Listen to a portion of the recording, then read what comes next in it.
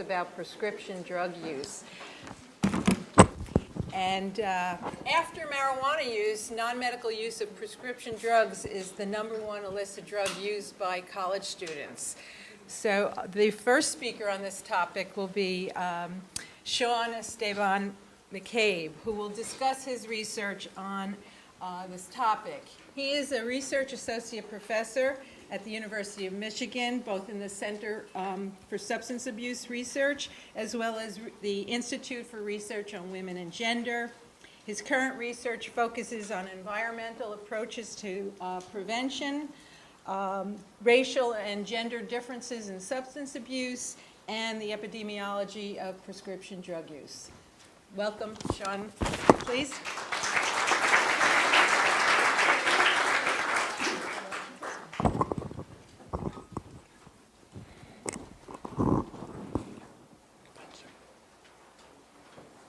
Well, good afternoon, everybody. I'm really happy to be with you this afternoon, and I'll try my best to keep to my time limit with some help from some of you.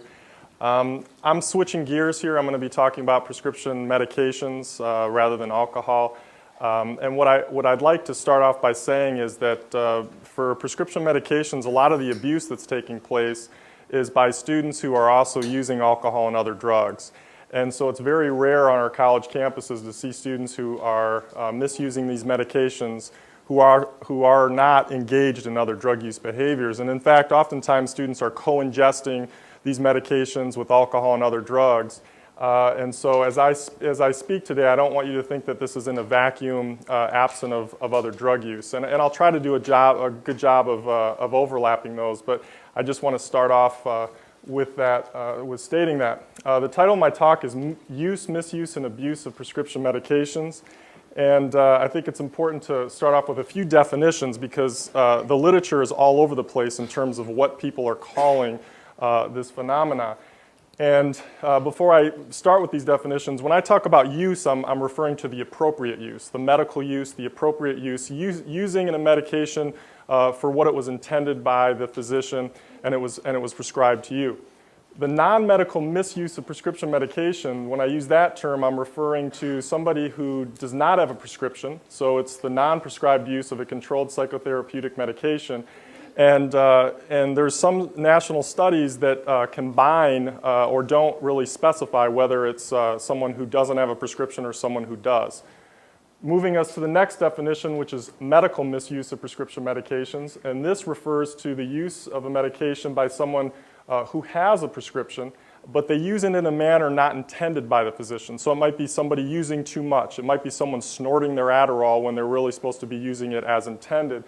And finally, the diversion of prescription medications, and that simply refers to the exchange of prescription medications that leads to the use of these medications by people who were not originally prescribed the medication. So these are the four drug classes that I'll be talking about primarily. I'll be talking about sleeping medications, sedative anxiolytic medication, stimulant medication primarily for ADHD, and pain medication. You'll notice here that I include both brand and generic names.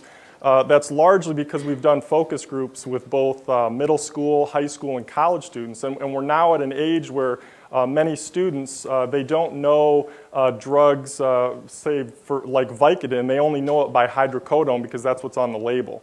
And I think it's important when we're doing surveys or when we're doing interviews with people not to just assume that if we use a couple examples that these individuals are really going to know what you're talking about.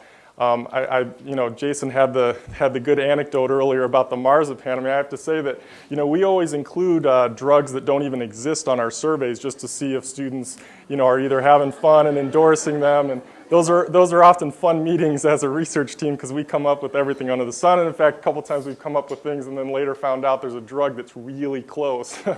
But the important point here is that when you're asking these questions, sometimes we'll use cue cards or visual cards to help students, recognize what they took versus what they didn't take. But this is tough. This isn't like, even alcohol measurement is tough in terms of quantity and frequency and size. Now you're talking about tons of medications that are constantly coming out.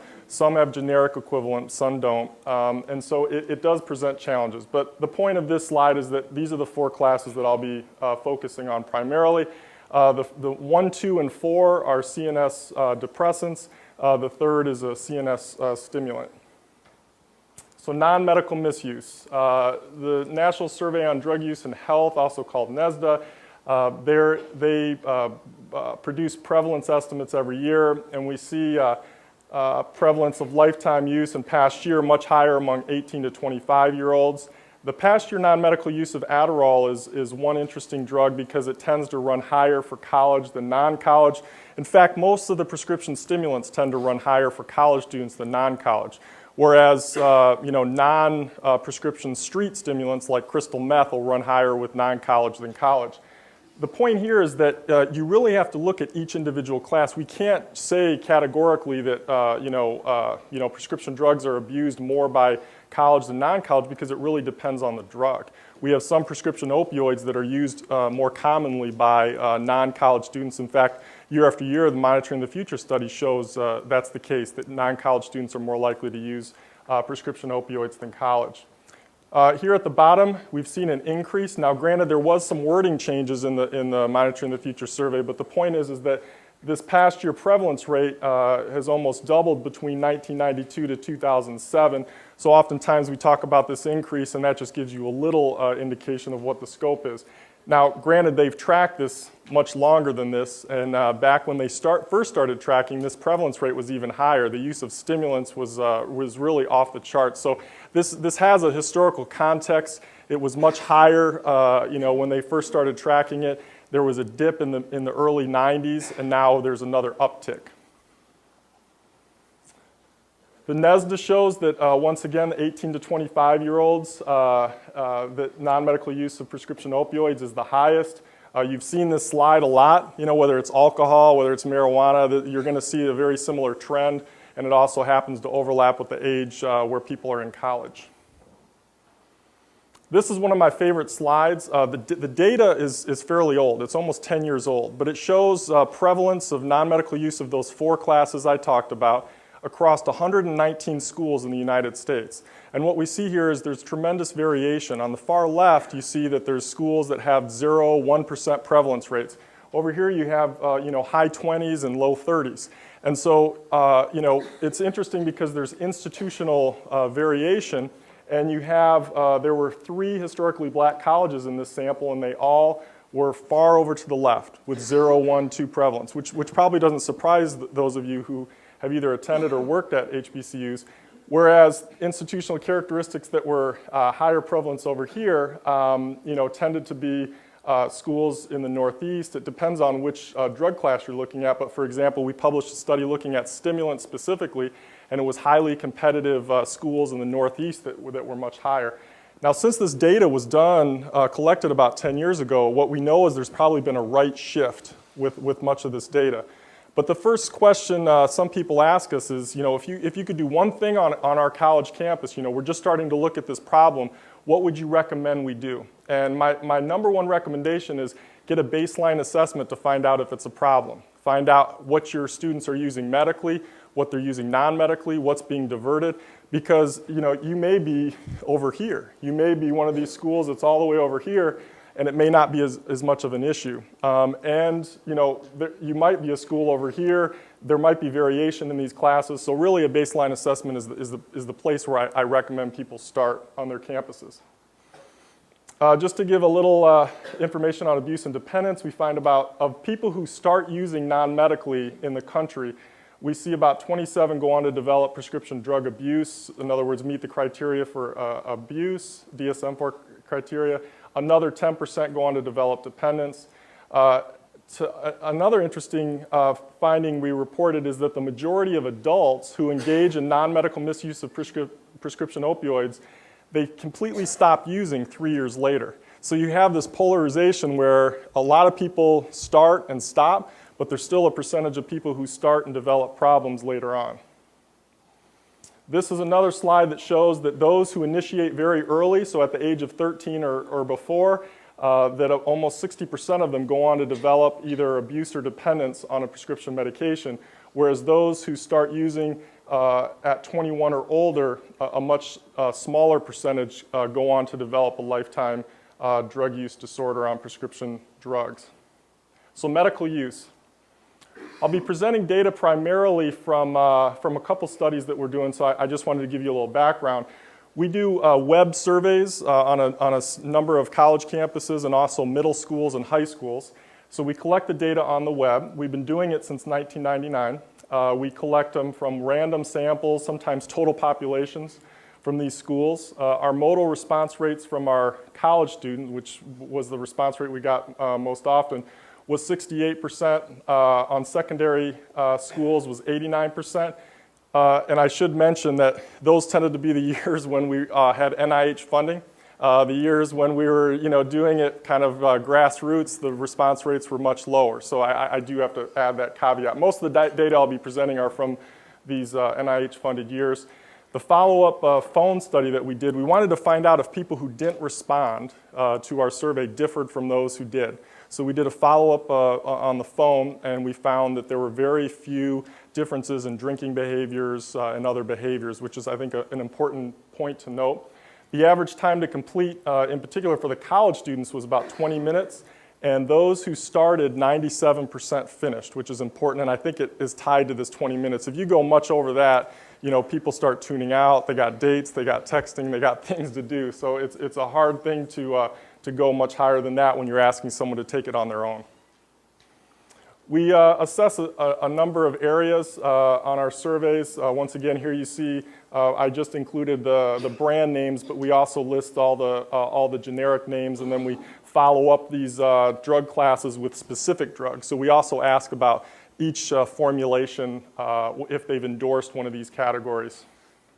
And because it's a web survey, we really can't do a comprehensive diagnostic assessment, so we include a series of brief screeners to detect things like alcohol problems and drug problems.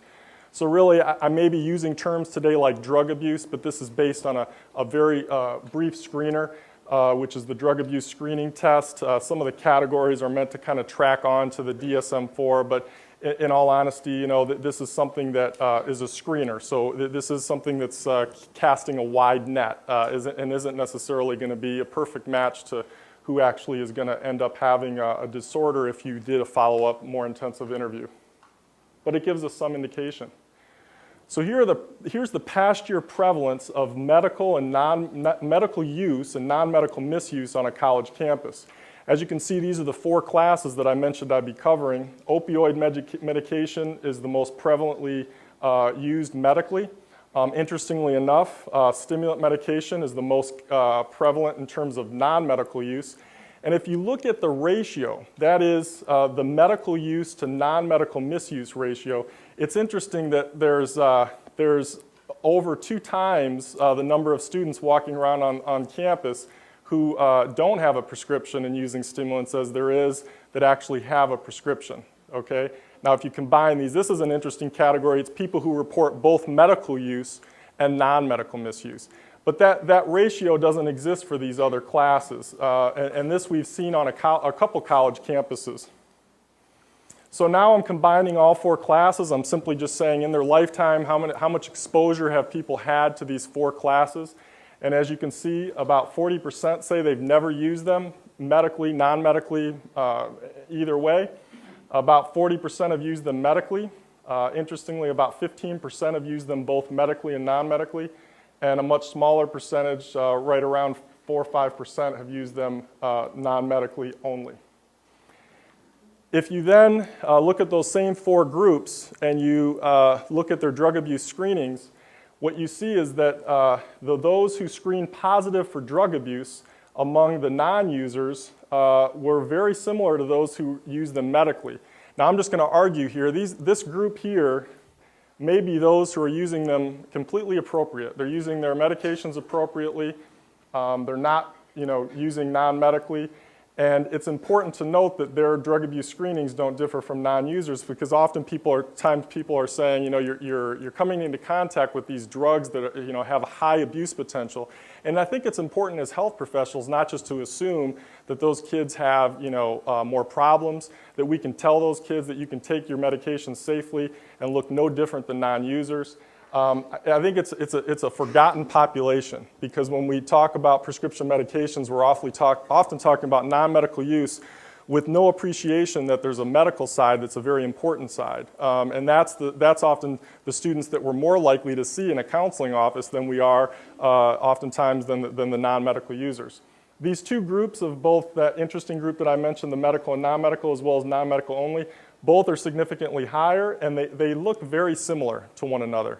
So I always lump these folks oftentimes with these folks because they're so similar. They fit the profile more of a non-medical misuser than they do a medical user. So medical misuse, I have to say that in terms of those 4 classes I presented, there's much more work done on the stimulants than there is the other 3 classes. So I'm just going to present a few slides on the stimulants. And some of this work overlaps nicely with the work David Rabiner's done here at Duke, and so our findings are similar, which is always a nice thing. We find that of stimulant users for ADHD in the past year, about 40% report any misuse. And as you can see the breakdown here, 36% reported using too much, 19 co-ingesting with other drugs, 9 reported intentionally getting high. It's important to note that the majority are using appropriately, but 40% is pretty high for those who are admitted to misusing their medication. If you take that group of misusers, which is over here to the right, and you look at drug abuse screening results, we included just for drug users only because it's unfair to include non-users since they're overrepresented in the non-use. But if you just look at people who have used drugs in the past year, what you see is that the kids who are misusing their stimulant medication, 2 out of 3 are screening positive for drug abuse, as opposed to kids who don't misuse their medications, only 18%, which has some important implications for how we treat those 2 populations. This is also an important finding where 55% of medical misusers are diverting their medications to other students, whereas only 18% of those who non-misuse. So in some ways, proper medication management can also could have the potential for reducing diversion, which in turn could have the potential for reducing non-medical misuse because there's fewer medications floating around. So now I'm going to talk a little bit about diversion. As you can see, of the 4 classes, stimulants is about 50%, so 1 in 2 kids who are prescribed stimulants for ADHD are going to be approached by their peers to divert their medication.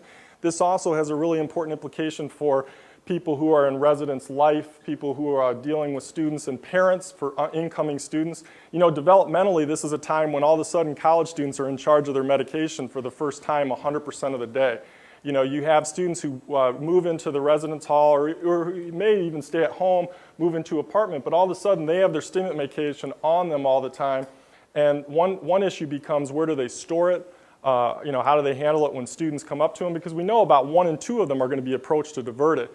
So one thing that we've been talking about a couple different institutions with is the possibility of just having a lockbox, a stored lockbox in the residence hall so that kids can store their medication. It may seem silly, but I have to say that it becomes hard to figure out how you can safely store your medication if the institution it's not even on their radar, or they're not even having that conversation with students that, hey, you're very likely to be approached to divert your medication. A lot of these kids have dealt with this in high school, but I have to say the expectation is even higher in college.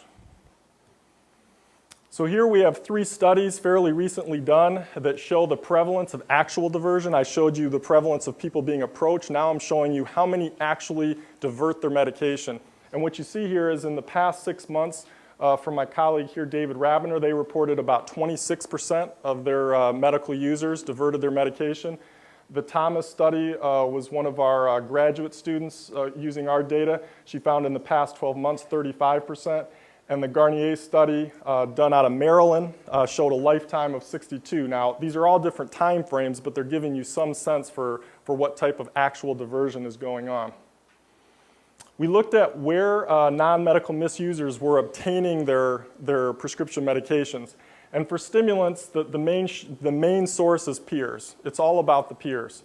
Parents, siblings, drug dealers, they're not playing a big role. but peers from the same school and from other and not from the same school, and acquaintances, roommates, these are all what's driving the diversion. Not a lot of differences between men and women. These are some quotes that we've collected both in our open-ended text boxes on our surveys as well as some of the interviews.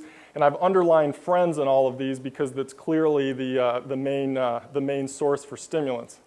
What's interesting is a study done by Amelia Aria looked at how much people are paying for them, and it's interesting that the majority of students are getting them completely for free.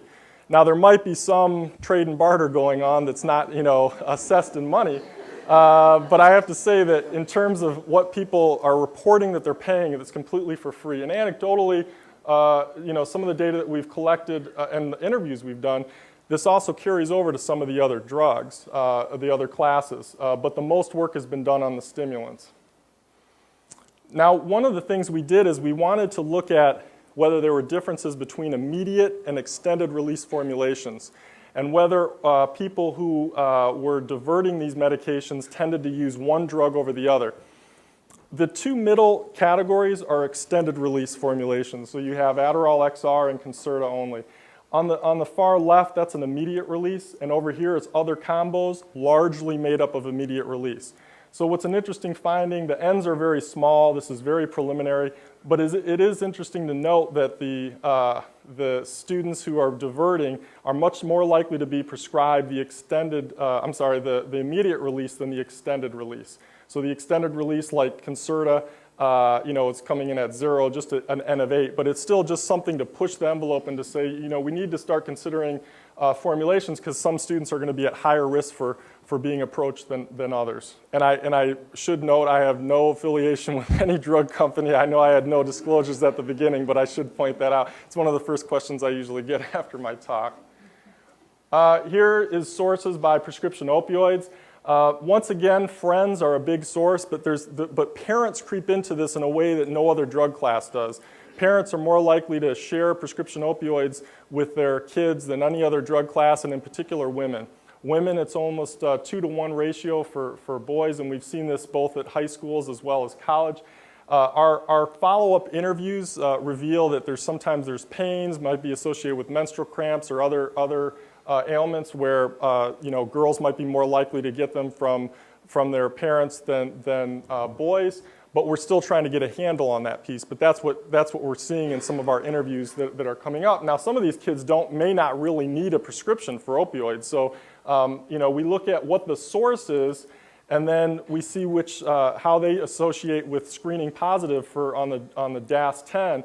And we see that people who get them from their parents don't differ from non-users, but people who get them from peer sources are significantly more likely to screen positive. Now, this isn't something to condone or say this is a safe thing for parents to do, because clearly there's other things that might be going on that make it dangerous to share your kid, and it may also send the message to them that this is an acceptable behavior. So motives, my colleague Dave Rabner is going to be covering motives on stimulants, so I just did a little bit on opioids. And the reason I'm showing this slide is because, for all of these medication classes, the majority of non-medical misusers, they endorse the reason why the medication exists in the first place as their primary motive. So for stimulants, it's concentration. For pain, it's to relieve pain. For anxiety, it's to reduce anxiety. For sleep, it's to help sleep. But what's fascinating is when you look at these motives, you tend to see that the women are slightly more likely to endorse the motives that are associated with performance enhancement or the actual symptoms. The men are more likely to endorse recreational motives. And then when you look at the motives and whether they even matter for drug abuse screening, they really do. Cross-sectionally, what we find is that those who endorse relieve pain only as their only motive, they don't differ in terms of their drug abuse screening from non-users, whereas people who are reporting other motives are really off the charts. Almost 1 in 2 are screening positive. Now, what's important here is, will this picture look the same in 2 to 3 years down the road? This is cross-sectional findings, and so we are tracking individuals over time to see if we're going to see changes over time. And it's also something where some of these kids who are using it non-medically, it's not substance abuse treatment that they need. They may need pain management. You know, they may just need proper pain management. And we've been approached by folks who are doing ongoing brief intervention work, and you know, they're throwing people into this big pool, and some of these folks are being sent for brief intervention for substance abuse, and it may be that it's not that they really need pain management. So routes of administration, what I'll just note here is that we were pretty surprised by this finding that 42% of the kids who were using stimulants non-medically are endorsing that they use them intranasally or another non-oral route. That's extremely high. You know, that's 42%. And if you look at route of administration by screening positive for drug abuse with the DAS-10, you know, 4 and 5 of the kids who are using non-orally, this isn't as surprising because it gets to the brain so rapidly, you know, when you're using it non-orally. Co-ingestion, what we see is that with with kids who are using, now I call them kids, kids who are using prescription medications non-medically, across all 4 classes, what we see is that the majority of non-medical misusers are co-ingesting the medications with alcohol in the past year, at least once. Except for sleeping medications, it's a little different. But for the most part, you know, this is why I said at the beginning of my talk, it's almost unfair to only focus on consequences associated with these prescription medications by the drug itself, because so many people are using them in combination with others. So if you have a survey that says, well, what consequences are you experiencing from your prescription opioids or your stimulants? It's important to take into account that you probably should be assessing something more broad, like all drug use, because oftentimes with people co-ingesting, they're not going to be able to, you know, differentiate what's an effect from one versus the other. And I think you miss a lot if you just focus on consequences that are associated with that particular drug class. So subtypes, we're just starting to do some of this work, and as you can see here, we have students who say, well, yes, I'm using the opioids for headache, or I'm using the Adderall for concentration, but then you also clearly have people that are using it more in a recreational context.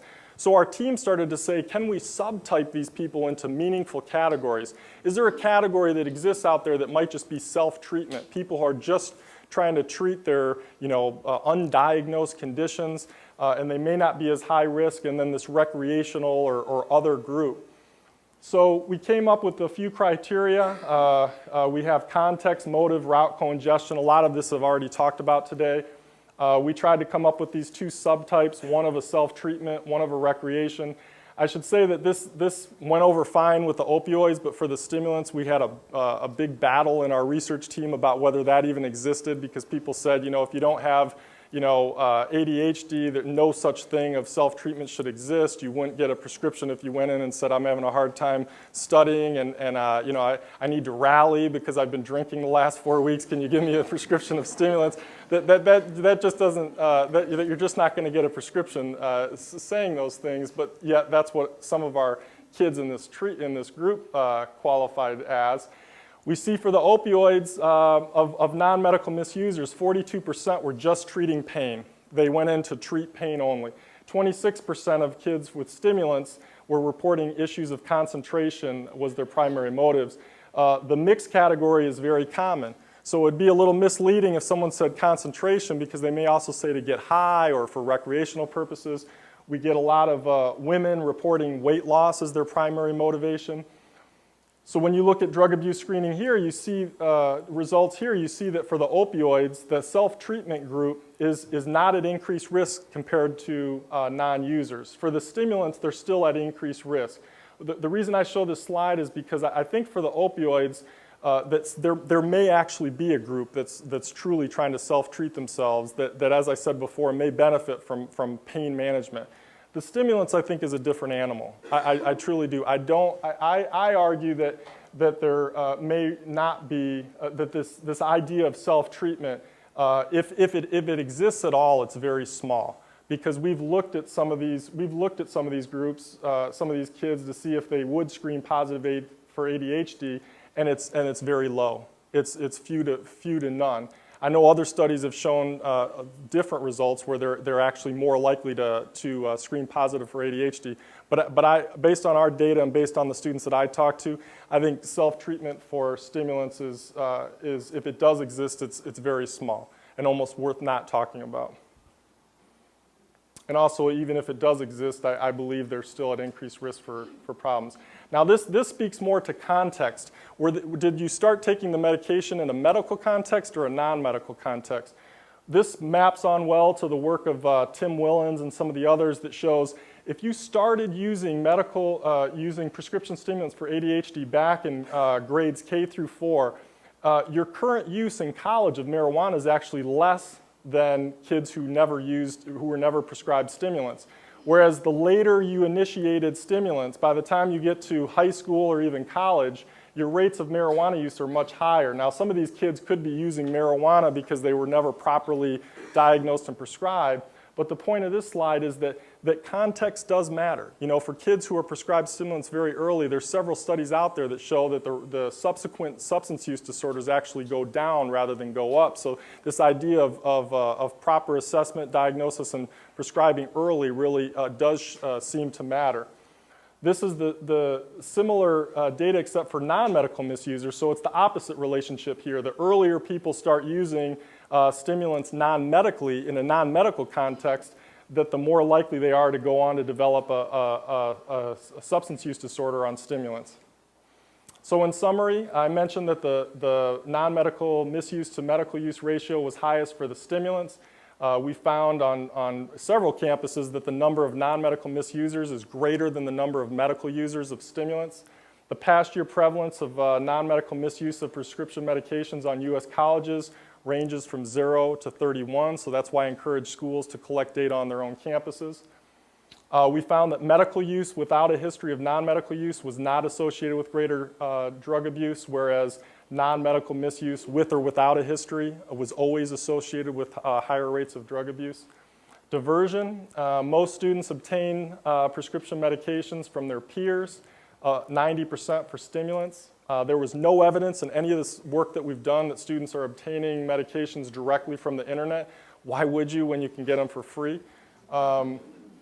We found that the majority, obviously here, are getting them for free. Type of medication, we found evidence that the immediate release preparations of stimulants were more likely to be diverted than extended release. In terms of diversion among non-medical users or medical users, more work is, as I said, focused on the stimulants. So we find that about 50% of college students are approached to divert who are prescribed stimulants. 35% actually divert in the past year. And then I mentioned earlier that medical misusers are more likely to divert than those who don't misuse. Our subtype work showed that self-treatment, as it's defined by route, polydrug use, and motive, was about 26% for stimulants, 42% for opioids. And then the relationship to drug abuse, as I mentioned before, that the self-treatment seemed to apply for opioids but not stimulants here, because we saw that the self-treatment group was still higher for stimulants for drug abuse than it was for opioids. And I think the next set of work needs to take greater appreciation of the heterogeneity of non-medical misuse instead of just lumping everyone together. You'll see a lot of the measures currently that are being used are combining all those non-medical misusers and the medical misusers, and depending on their language, it's just not clear, you know, whether kids have a prescription or they don't. Whether it's simply a case where they're just taking, you know, more stimulants and all they need to do is call their doc, or if they got it from their roommate, and you know, it's just very unclear based on the questions that we currently have. And I will say that I know lots of students, as many of you did. I worked in a counseling center for several years, and I know that, you know, kids who actually have a legitimate purpose for taking these medications wouldn't be on our campuses if it wasn't for these medications and the treatment that they got. And in terms of this area, it's probably the most forgotten subpopulation that I've seen, is just kids who all of a sudden, you know, were accepting of their diagnosis in middle school and high school. They come to college and all of a sudden they have to go underground, you know, with their condition. They have to go underground with their medication. And the way things are today, I don't discourage them. You know, oftentimes I'll tell parents, don't advertise that your kid has a C2 medication, you know, and there's no lockbox in their room. You know, you may just want to keep that, you know, real quiet, especially in a dorm room. You know, we've had quotes where students say, you know, especially in the winter time, it might be a Northeast, Midwest effect, but, you know, we see college students saying, you know, why it's easier to get 500, you know, pills, or it's easier to get medication than it is alcohol. I don't even have to leave my building. I don't have to take off my pajamas. And I can understand that when you're looking at prescription medication misuse, that's a big barrier to overcome. So I'll close with a quote here. It's from Andrew Weil. And he actually applies this quote to all drugs. And I'm not comfortable with that, but I am comfortable with applying this quote to prescription medications because it says themselves, they're neither good nor bad. Rather, they are powerful substances that can be put to good or bad uses. We are concerned with the relationships people form with prescription medications. And what I try to say is that it's really the kids who have healthy relationships that are using them appropriately that aren't at the increased risk. It's the kids, whether in a medical or non-medical context, that have developed a bad relationship, whether it be before college, during college, or after, that we really should be concerned about. This is the research team that I'd like to acknowledge that's helped me do this research. Some publications that we've done on the topic if you want more detail on what I talked about. And I don't know if we have time for questions. We don't? Thank you very much.